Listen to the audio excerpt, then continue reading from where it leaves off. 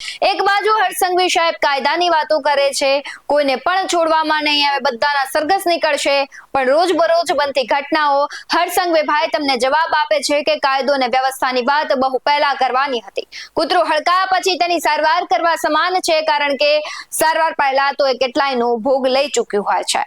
તેને સારવાર આપતા વાર લાગે, અને એટલે આ બધા માટે તમારે વહેલું જાગવાની જરૂર હતી. ખેર ફરી એક વખત આજે એટલે વાત કરવી પડી કારણ કે ગુજરાતમાં ભાજપના જ ઓલપાડથી 3 વખત ચૂંટાયેલા ધારાસભ્ય અને હાલ રાજ્યકક્ષાના મંત્રી મુકેશ પટેલના પુત્ર પાસે નાગાલેન્ડથી ઇસ્યુ થયેલું વેપન લાયસન્સ સામે આવ્યું છે. એટલું જ નહીં, આ લાયસન્સને મંત્રી પુત્રએ સુરત પોલીસના ચોપડે પણ ચડાવી દીધું છે. એટલે ભાજપ પ્લસ મંત્રી પુત્ર અને ગૃહમંત્રી પોતાના શહેરના, એટલે તેમને કશો ડર ન હોય. અને આની પહેલા પણ મંત્રીના દીકરાની દાદાગીરીનો વિડીયો સામે આવ્યો તો શું કાર્યવાહી થઈ? સજા થઈ? ના, એમનું કોઈ કઈ ન ઉખાડી શકે, કારણ કે તેમના પિતાની પહોંચ ખૂબ ઉપર હોય છે.